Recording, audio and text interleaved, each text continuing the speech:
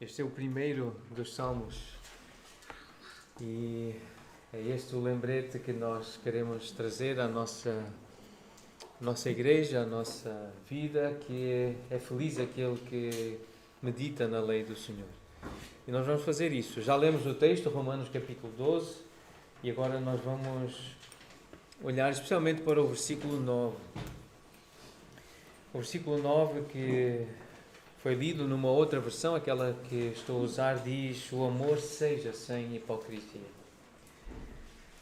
E a ideia principal que passa por toda esta parte do Evangelho, que é explicado aqui nesta carta, na carta aos Romanos, é o Evangelho, é falar do Evangelho, é explicar o Evangelho. E aqui a ênfase é a paz e a unidade que a Igreja deseja ter, procura ter, precisa ter nos seus relacionamentos, tanto internos quanto externos. Paz e unidade. Essa visão para a Igreja que Deus tem, que Jesus tem. E neste capítulo, o capítulo 12, Paulo começa com o compromisso individual com Deus, e é assim que nós lemos nos versículos 1 e 2, os indivíduos, as pessoas, irmãos, renovem a vossa mente, mudem a forma de pensar, a importância de ouvir a palavra de Deus que molda o nosso pensamento. Então começa com esse compromisso individual com Deus, cada um com o seu culto individual, pessoal a Deus, a forma como usa o seu corpo, e muda depois para o compromisso mútuo com o corpo por meio dos dons. Os versículos 3 a 8, então a experiência de viver a Igreja, os dons, os ministérios que a Igreja no fundo promove e pratica. E também fala aqui dos atos de amor, essas expressões de amor, versículos de 9 a 21. Depois, à frente vem a relação essa obrigação social, a relação com as autoridades, com o governo que Deus estabeleceu na terra, as responsabilidades morais do amor para com todos os homens, no capítulo 13, a partir do versículo 8. E finalmente aborda questões delicadas no relacionamento entre irmãos, diferentes níveis de maturidade cristã, a relação com a liberdade cristã em seus capítulos 14 e 15, essa sensibilidade que precisamos ter com pessoas que têm uma cultura diferente da nossa, que têm um tempo de vida cristã diferente, menor, concluindo com aplicações práticas, com louvor a Deus, em quem a nossa esperança, alegria e paz são encontradas. Isso já está no capítulo 15. Então, a partir do versículo 9, quando fala da alegria da esperança.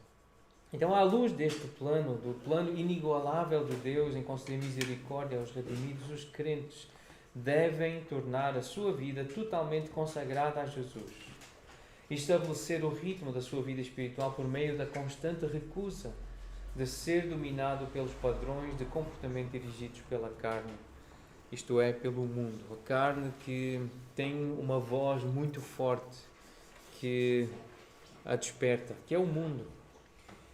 Então os crentes devem se estimular, deixarem-se ser estimulados pelo padrão do Evangelho, que é não ouvir o que o mundo diz, mas ouvir o que a voz de Deus diz, a voz de Jesus. Em lugar da autovalorização, o crente deve procurar valorizar a voz do Mestre, a voz de Jesus. O crente que é justificado por Deus deve praticar a autoavaliação de acordo com os talentos que recebeu para o serviço no corpo. Os diversos dons fornecem a multiplicidade que agora é cada vez mais essencial para o funcionamento apropriado do corpo. Estarmos com outras pessoas, sermos um corpo, saber que todos trabalham juntos para o mesmo propósito.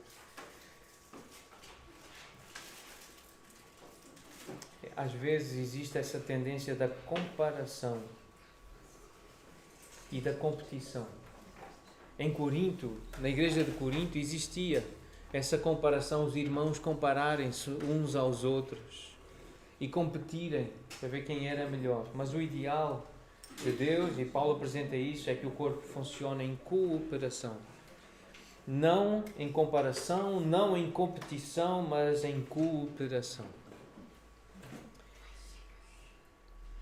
E para isso, então, há um quadro que nos ajuda a visualizar os dons. No livro Foco do Antigo Testamento, o irmão Carlos Osvaldo, ele fez uma separação e uma identificação dos dons que estão aqui no capítulo 12 e a explicação desses dons. Como vivermos isso, algumas evidências práticas do uso dos dons.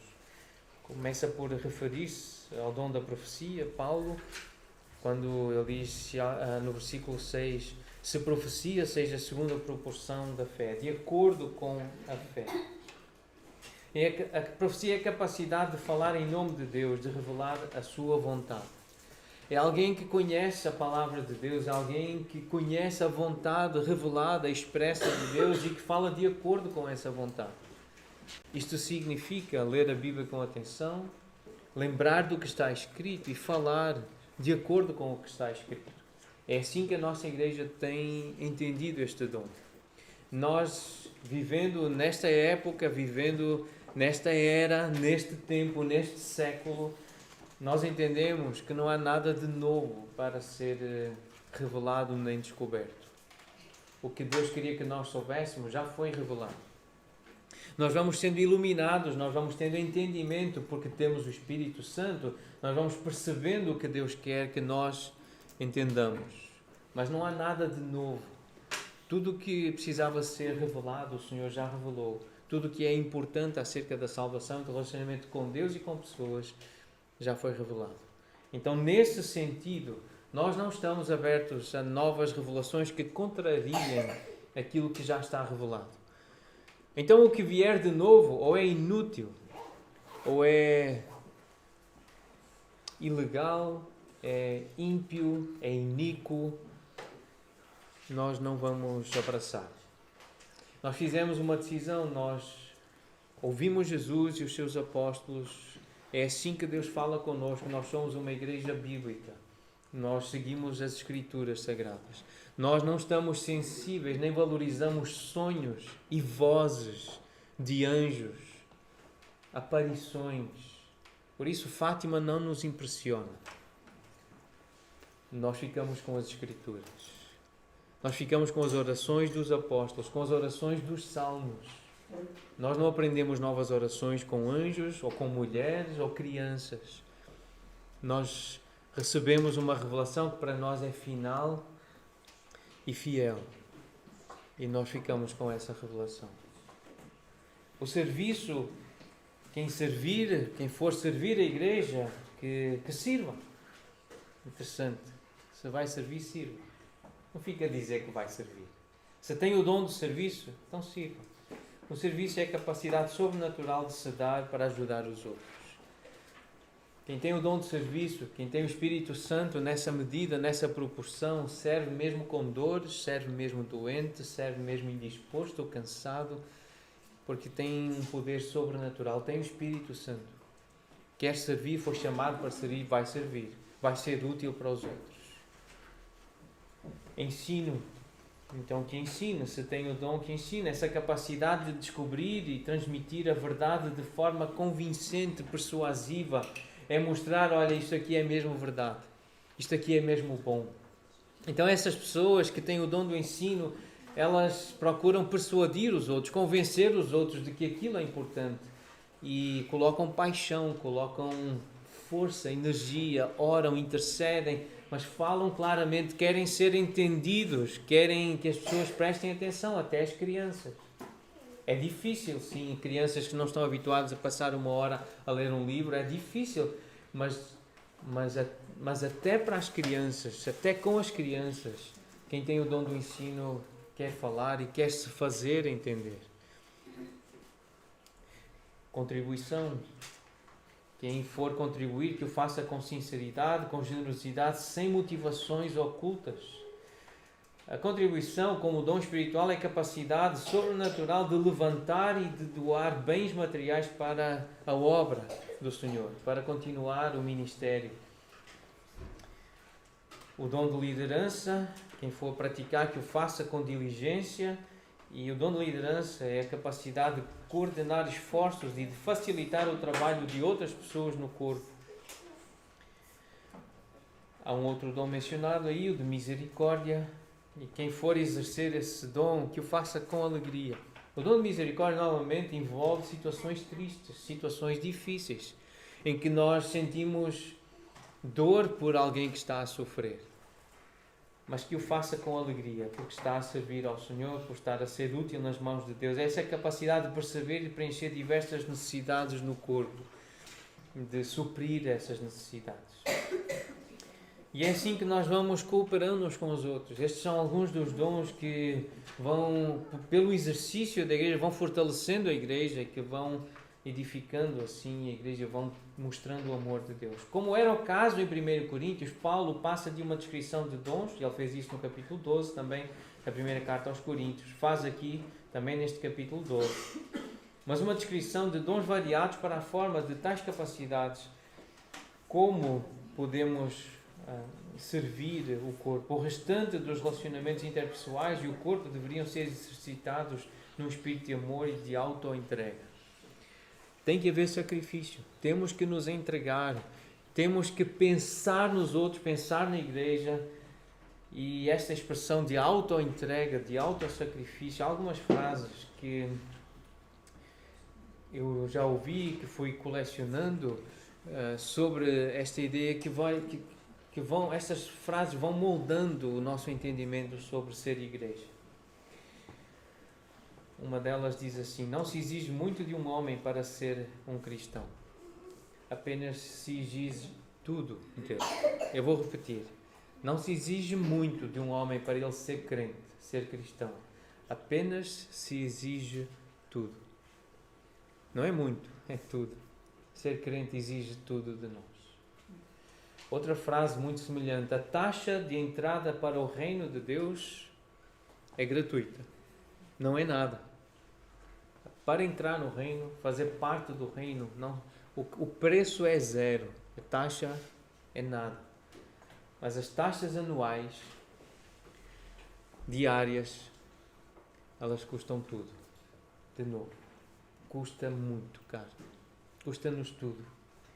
Última frase: a salvação é de graça, mas o discipulado custa tudo o que temos. Baseado neste livro de Dietrich Bonhoeffer, um pastor que viveu na Alemanha e que meditou, escreveu sobre o que significa ser discípulo de Jesus. Nesse livro ele escreve assim: a graça preciosa é o tesouro oculto no campo, pelo qual o ser humano vende feliz tudo o que possui. É a pérola preciosa pela qual o mercador oferece todos os seus bens. É o domínio do reino de Cristo, pelo qual o ser humano arranca o olho que o faz tropeçar. Isto são eco das palavras de Jesus. É o chamado de Jesus Cristo, pelo qual o discípulo deixa as suas redes para trás e o segue. A graça preciosa é o evangelho que sempre se deve procurar, a dádiva que se deve pedir, a porta à qual se tem de bater. Essa graça é preciosa porque chama ao discipulado. É graça porque chama ao discipulado de Jesus Cristo. É preciosa por custar a vida ao ser humano. É graça, pois só assim dá vida ao ser humano. É preciosa porque condena o pecado. É graça porque justifica. Perdoa o pecador. É preciosa, sobretudo, porque foi preciosa para Deus, porque lhe custou a vida do seu Filho. E, portanto, não pode ser barato para nós o que custou caro para Deus. É graça, sobretudo, porque Deus não considerou que seu próprio Filho custasse caro demais para pagar por nossa vida, e assim o deu por nós. A graça preciosa é a encarnação de Deus. É a vida de Deus em Cristo. É Cristo na terra, é a obra que Ele fez. Essa é a maior evidência da graça. A vida cristã é a vida de Cristo em nós. A liberdade que temos em Cristo é a liberdade para fazer a sua vontade, fazer o que é certo, fazer o que é bom, praticar as suas virtudes. A vida cristã é bem prática. E aqui, nestes versículos que o irmão Luís leu para nós no início desta reunião, aqui está o centro desta carta. A vida cristã em prática. A lista de virtudes a serem praticadas inclui esse amor fraternal, o respeito mútuo, zelo espiritual, alegria, perseverança, fidelidade na oração, generosidade, compaixão cristã, humildade, tolerância, paciência e bondade. Esta passagem é mais uma das descrições por itens que o amor, aquele amor sacrificial de Deus, o amor agape, o amor que Deus ama de uma forma exemplar e que nos ensina a amar. Então esta passagem é uma descrição desse tipo de amor, a busca ativa do bem maior da outra pessoa. É procurar o bem do outro. Esse é o amor de Deus. Esse é o amor que nós estamos a aprender com Deus. A exigência comunitária para os crentes quanto à prática da justiça é de estender o amor a todos. É de amar a todos. Romanos 12, de 9 a 21, apresenta traços que caracterizam uma vida cheia do amor de Deus, cheia do Espírito Santo. Então há como que alguns ciclos. Num comentário a esta passagem, o comentador usou essa expressão de ciclos. Os ciclos e os círculos de amor. Começa então com essas obrigações pessoais, pensando no seu coração, em nós, e focando-nos no nosso coração e na nossa relação com Deus. Versículo 9, é para esse versículo principalmente que nós vamos olhar. E depois então considerar como que uma pedra que bate numa água parada, e esses círculos vão se alastrando. Então, a partir de nós e da nossa relação com Deus, um amor sem hipocrisia, vamos vendo essa expressão de amor nas pessoas mais próximas de nós. E aí, então, as necessidades dos santos, o praticar a hospitalidade, abençoar aqueles que estão conosco, alegrar-se com quem temos comunhão, chorar com os que choram. E então estes círculos vão assim se alastrando, se alargando. Cada crente deve estender o seu amor para com os irmãos sem hipocrisia, sem dolo, com devoção, com humildade, com zelo, com alegria e perseverança, com generosidade. Estas expressões aparecem aí nesses versículos. E para com o mundo, quando não é família, quando não é igreja, o crente deve estender o amor, abençoando os que o amaldiçoam, tendo empatia, versículo 14, versículo 15, tendo empatia com os outros, versículo 16, sem tolerar o orgulho nos seus relacionamentos, não se achando melhor que os outros e não buscando vingança, versículos 17 a 21. Então o amor, vamos olhar para essa expressão então das nossas obrigações pessoais, pensando em cada um de nós. O amor seja sem hipocrisia. O amor, essa virtude suprema do Novo Testamento, a nova aliança, a qual se centraliza completamente nas necessidades e no bem-estar da pessoa amada e faz qualquer coisa que seja necessária, apropriada para atender às necessidades dela. Então esse é o grande mandamento, um eco do grande mandamento. Se amamos a Deus e amando a Deus, nós devemos também amar as pessoas, procurar suprir as necessidades delas. Em 2 Coríntios capítulo 6, essa expressão que Paulo tem de defesa do seu ministério, e defende o que é ser servo de Deus, ser ministro de Deus, ministro de Cristo. E para ser ministro de Cristo é preciso ter paciência, é preciso a ter perseverança mesmo no meio das aflições, privações e angústias. E aqui ele repete essa ideia no versículo 6, que o amor seja não fingido. Alguém que está no Senhor, alguém que está em Cristo, procura viver um amor genuíno, um amor não fingido, na palavra da verdade, no poder de Deus. Essa ideia do amor não fingido, o amor sem hipocrisia, é repetido também por Pedro. Na primeira carta, no capítulo 1, ele fala de amor fraternal não fingido. É com esse amor que nós nos devemos amar uns aos outros. Um amor intenso e que se demonstra pela hospitalidade, pelo serviço, por falar a verdade de Deus, os oráculos de Deus e servir com generosidade. Então, 1 João capítulo 4, versículo 16 diz: nós conhecemos e cremos no amor que Deus tem por nós. Deus é amor, e aquele que permanece no amor permanece em Deus e Deus nele. É um amor que permanece, é um amor que não muda, é um amor que não se esvanece.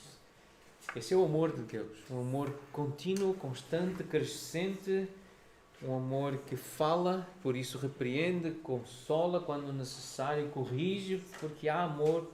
Apocalipse 3:19 é um amor constante, que é expresso, como está em 1 Coríntios 13, na prática. Ele é prático. O amor cristão, sem hipocrisia, ele tem essas características: paciente, procura o bem, não é ciumento, não é orgulhoso. Ele é fruto do Espírito em nós. Gálatas 5:22. O amor aparece, esse amor não fingido. Estes são traços, este é um dos traços de alguém que tem uma vida cheia do Espírito Santo. O amor cristão deve ser demonstrado de maneira pura e sincera, sem egocentrismo, egoísmo, sem engano. É isso que significa essa expressão, não fingido, que seja franco, que seja sincero. Hipocrisia é representar um papel, é simular, é fingir, é pretender ser aquilo que não se é atuar como um artista de teatro, é dissimular. Normalmente esta palavra no Novo Testamento descreve uma pessoa que não é nascida de novo e que se está a enganar a si mesmo. A hipocrisia é o pecado mais desagradável e feio de todos. É o que mais nos incomoda quando vemos nos outros. Mas precisamos lembrar que também é visto em nós e incomoda. Isto é um comentário de John MacArthur. Ele diz que é o pecado mais desagradável de todos e feio, pois finge afeição e é cheio de ódio. Nenhum pecado é pior que a hipocrisia, nenhum vício é mais destrutivo que a hipocrisia. No sentido em que a pessoa que é hipócrita, que está a amar a Deus de forma hipócrita, que está a representar um papel de religioso, de fiel, de crente, ela está a enganar-se a si mesma. Ela não está a amar com esse amor divino, com esse amor genuíno, com esse amor de Deus. Então, ela acha que fazendo coisas aparentemente boas, que ela está a servir a Deus, que está a agradar a Deus e que está a caminhar realmente para a vida eterna. Ela está a destruir-se, ela está a viver uma religião falsa, uma religião de homens, a seguir apenas preceitos, está a imitar pessoas que vão à igreja, que leem a Bíblia, que fazem orações, mas ela está a caminhar para a destruição, porque ela ainda não confessou os seus pecados. Ela ainda não clamou por uma verdadeira regeneração, por um coração transformado que faça brotar desejos de ser útil realmente nas mãos de Deus, de servir, de expressar esse amor, descrito aqui nestes versículos que estamos a ler de Romanos 9, 12, de 9 a 21. É nesse sentido que causa destruição e está a destruir-se a si mesmo. É verdade que também destrói o testemunho, também há pessoas que conhecem, que chegam perto dessa pessoa, que a conhecem mais intimamente, veem que o testemunho dessa pessoa é falso, que é hipócrita, porque ela, no ambiente social, religioso, ela comporta-se de determinada maneira, mas num outro ambiente, ela já é outra pessoa, já tem outros desejos, já expressa esses desejos de outra forma, e isso acaba por afetar e destruir também o testemunho cristão. Então é nesse sentido que a hipocrisia é tão grave. Há alguns exemplos de amor hipócrita na Bíblia.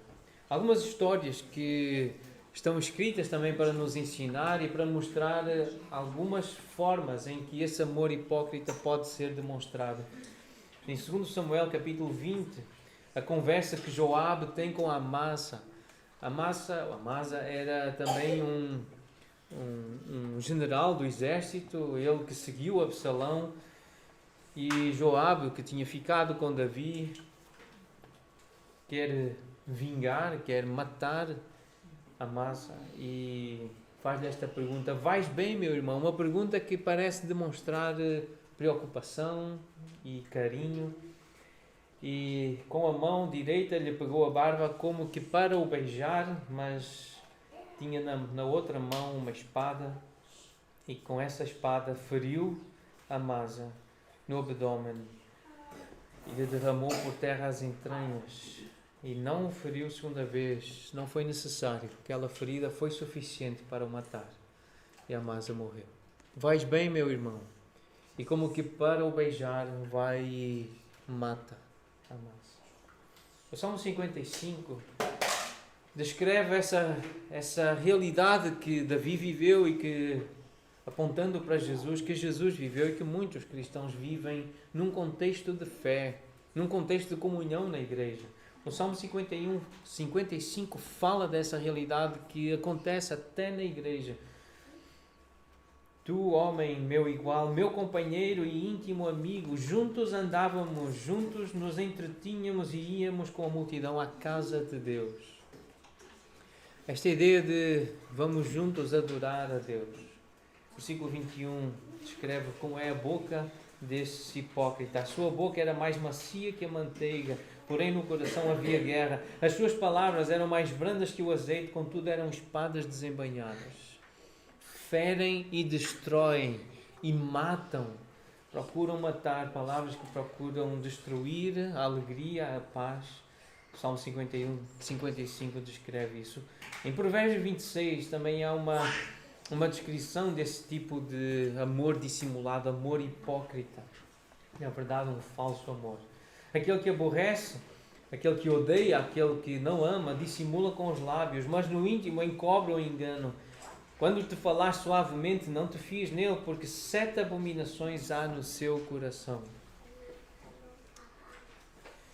Ezequiel 33, 31 também descreve comportamento hipócrita. Pessoas que foram até Ezequiel, o pregador de Deus, o profeta de Deus, se sentaram diante dele e que ouviram as suas palavras, mas não as põem por obra, não põem em prática. Com a boca professam muito amor, mas o coração só ambiciona lucro. Amor com hipocrisia. Amor hipócrita. Falso amor. João capítulo 12. A história de Judas.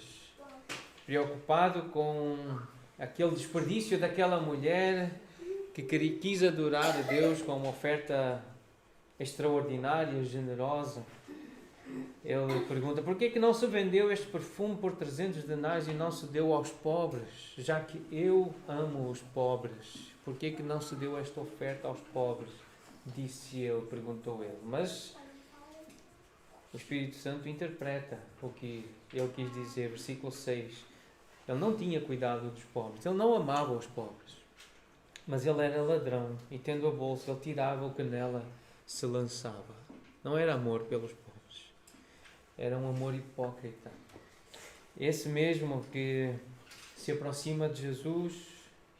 Esta história está em Mateus 26, versículo 49. Aproximando-se de Jesus, diz: salve, mestre.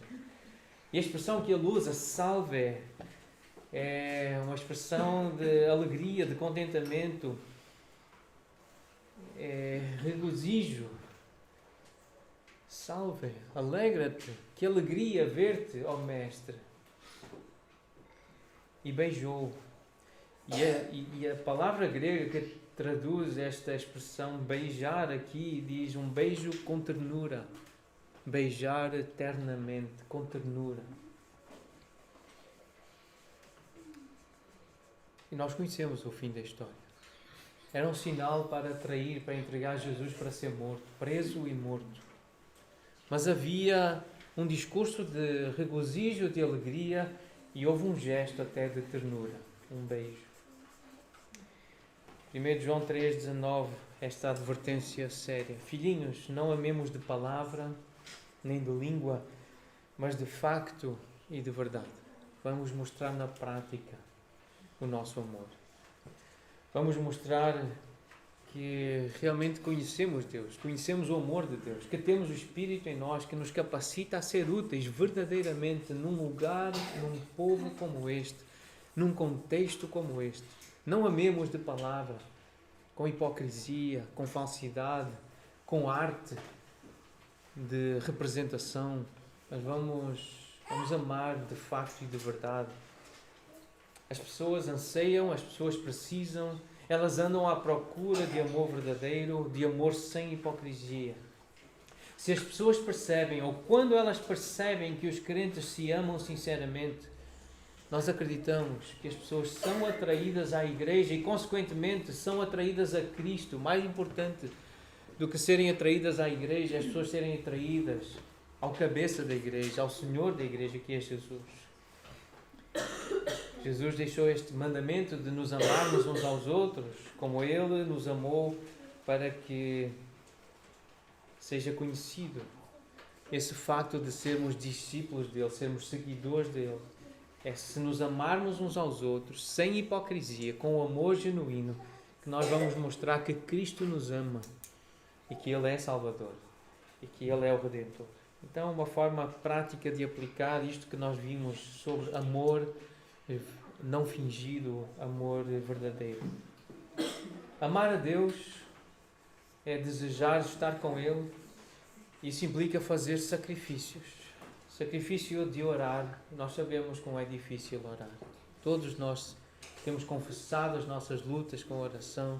Não é difícil gastar tempo, nos concentrarmos, falarmos com sentido, falarmos do jeito certo, orarmos de um jeito que agrada a Deus. É um sacrifício, precisamos fazê-lo, porque amamos a Deus. Ler a Bíblia com regularidade, com atenção, estar com a igreja, deixarmos o conforto da nossa casa e estarmos aqui é um sacrifício para agradar a Deus.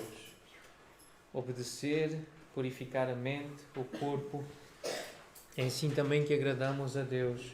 É assim que nós servimos a Deus, fazendo esse tipo de sacrifícios. Isso é amar a Deus sem fingimento, sem hipocrisia. Mas também amar pessoas, desejando também estar com elas, procurando fazer companhia às pessoas, sim. Fazer sacrifício para ouvir, para entender a pessoa, cumprir os horários. Se marcamos esse horário com a pessoa, nós vamos respeitá-la, amá-la a ponto de não a fazer esperar.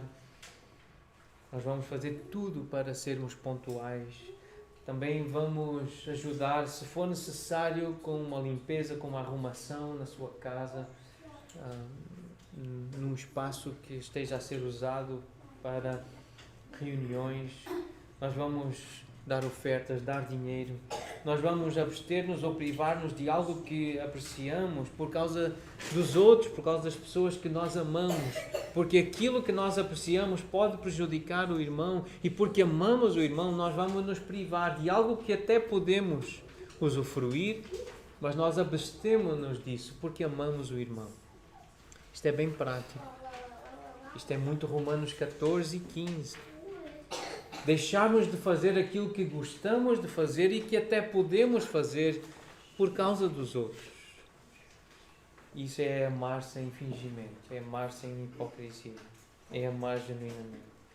Em 2 Coríntios, capítulo 8, versículo 8, a Nova Versão Transformadora traduz assim: não estou a ordenar que o façam, mas sim a testar a sinceridade do vosso amor ao compará-lo com a dedicação de outros, quando comparou com a igreja da Macedónia. Interessante é a versão que atualizada diz: não vos falo na forma de mandamento, isto sobre as ofertas, sobre as contribuições. Não é que vocês têm que dar dinheiro, não são obrigados a dar, Mas, no fundo, com esta história que eu estou a contar sobre os irmãos da Macedónia, como eles viveram essa graça que lhes foi confiada, como eles se sacrificaram, como foram generosos nas ofertas. Ao contar essa história, na verdade, eu estou-vos a provar, estou-vos a pôr à prova. Estou a testar a sinceridade do vosso amor, para ver se ele não é fingido, se ele não é hipócrita. Paulo fez isso com a igreja em Corinto. Isso pode acontecer conosco hoje. Há irmãos que podem contar histórias aqui no nosso meio. Há irmãos que podem dizer coisas, dar um testemunho, mas é para pôr à prova o nosso amor. Como é que tu vais ouvir esta história? Como é que tu vais lidar com essa realidade? Vais pôr a mão ao bolso ou não? Vais fazer alguma coisa ou não? Vais dar, vais servir, vais responder, vais reagir, vais ficar quieto, calado, não vais dizer nada. Lembremos, irmãos, podemos estar a ser postos à prova pelos servos de Deus, por instrumentos de Deus, por pessoas que nos contam histórias, que nos dão um testemunho. Paulo fez isso para testar o amor da igreja de Corinto, para ver se não era um amor fingido. Nós podemos aprender para sermos capazes de ensinar. Isso é um sacrifício também. Para amar pessoas, nós precisamos continuar a estudar. Fazemos o sacrifício de aprender coisas novas para podermos ser úteis para os outros. Praticar a hospitalidade, abrir a casa, receber para refeições, para a hospedagem. É algo bíblico, é algo que precisamos aprender e praticar. Servir humildemente, conduzir um carro, fazer compras, fazer limpezas, comida, montar mobília, consertar alguma coisa estragada, dar explicações de alguma disciplina que alguém esteja a ter dificuldade. Falar de acordo com a palavra de Deus, citar versículos ou princípios bíblicos que encorajam, que trazem a pessoa de novo para a vontade de Deus, para uma educação à vontade de Deus. É uma forma prática de mostrarmos amor às pessoas, esse amor sem hipocrisia. Exercer paciência, não nos irritarmos facilmente, esperarmos, suportarmos as adversidades, explicar com calma, com brandura, aguardar a conclusão das tarefas com uma postura serena, renovar a confiança e a esperança em Deus e na obra que Ele está a fazer na pessoa amada. Não procurarmos os nossos próprios interesses, ou seja, estarmos dispostos a sacrificar a nossa própria agenda a favor da pessoa amada, a pessoa que está a precisar do nosso amor, priorizar os desejos do outro. Não se considerar superior. Ao invés disso, então, ter uma atitude de gratidão pelo que nós recebemos, pelo que eu recebi, pela formação que eu tive. Então, procurar ter uma postura de servo e ser gracioso com o meu ensino, ensinar, partilhar, servir graciosamente. Não se conduzir inconvenientemente. Isso traz uma ideia de sensibilidade à cultura, à educação, às preferências, aos valores da outra pessoa. Sermos sensíveis àquilo que a outra pessoa aprendeu, à idade que ela tem, ao tempo de maturidade. Então, nós precisamos amar dessa forma. Amar sem hipocrisia. A segunda parte do versículo 9 diz: detestai o mal. Então, que o amor seja sem hipocrisia. E então nós devemos também atentar agora para a segunda parte. Odiar, ter horror ao mal. O Salmo 34:14 diz: aparta-te do mal, pratica o que é bom.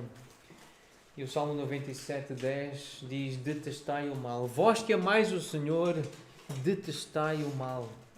Exatamente a mesma expressão que encontramos em Romanos capítulo 12, está aqui no Salmo 107. O Salmo 101 também descreve como, numa oração que Davi faz, como se pode detestar o mal.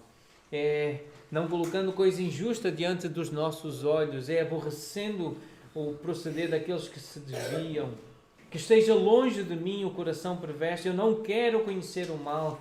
É destruir aqueles que procuram caluniar. E destruir não no sentido de nós matarmos com as mãos, de nós aniquilarmos, mas de nós não termos presente na nossa vida, na nossa memória. Nós não lutamos com espada, mas com a palavra. E a palavra que faz com que arrede Satanás, que arrede os servos de Satanás. Essa ideia de destruir, de não suportar o soberbo orgulhoso. Não há de ficar na minha casa, não permanecerá ante os meus olhos, vai ser erradicado, vai ser destruído. É esse compromisso em erradicar o mal, em detestar o mal, em acabar com o mal. O Salmo 119, engrandecendo a palavra de Deus, mostrando o valor que ela tem, ela diz, por meio dos teus preceitos, eu consigo entendimento, por isso eu detesto todo o caminho da falsidade, eu detesto o mal, eu estou a aprender a odiar o mal. Versículo 163, eu abomino e detesto a mentira. Eu preciso ensinar a minha alma a abominar, a detestar o mal, aquilo que é mal. Porque o Senhor também abomina o mal. Provérbios 6, versículo 16. 6 coisas o Senhor aborrece e a 7ª a sua alma abomina: olhos altivos, língua mentirosa, mãos que derramam sangue inocente, coração que trama projetos iníquos, pés que se apressam a correr para o mal, testemunha falsa que profere mentiras e o que semeia contenda entre irmãos. Deus aborrece, Deus odeia. Provérbios 8:13. O temor do Senhor consiste em aborrecer o mal, a soberba, a arrogância, o mau caminho e a boca perversa, eu os aborreço. E quem está a crescer no caminho do temor do Senhor, quem está a aprender a temer o Senhor, está a aprender também a aborrecer o mal, a detestar o mal. O temor do Senhor é aborrecer o mal. É sentir ódio por aquilo que Deus odeia. Por isso, por meio do profeta Amós, Deus diz: aborrecei o mal e amai o bem. Apegai-vos ao bem, aborrecei o mal. A experiência de um crente a lidar com o mal que está no seu corpo. O apóstolo Paulo escreve no capítulo 7, Romanos 7: eu nem mesmo compreendo o meu próprio modo de agir, pois não faço o que prefiro e sim o que eu detesto. O que é que ele detesta? Ele diz, no versículo 19, o mal que eu não quero. Eu detesto o mal.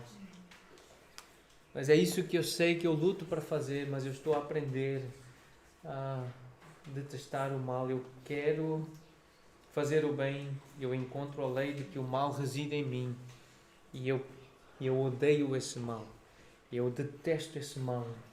Miserável homem que eu sou, porque o mal habita em mim e eu preciso odiar, eu preciso detestar esse mal. Preciso ter raiva do pecado, aquilo que me faz pecar contra Deus, desagradar a Deus e ferir pessoas, desagradar a pessoas, prejudicar pessoas. Por isso, Efésios 5:11 diz: não sejais cúmplices nas obras infrutíferas das trevas, antes, porém, reprovai-as. Mostrem que está errado, que o mal é mau.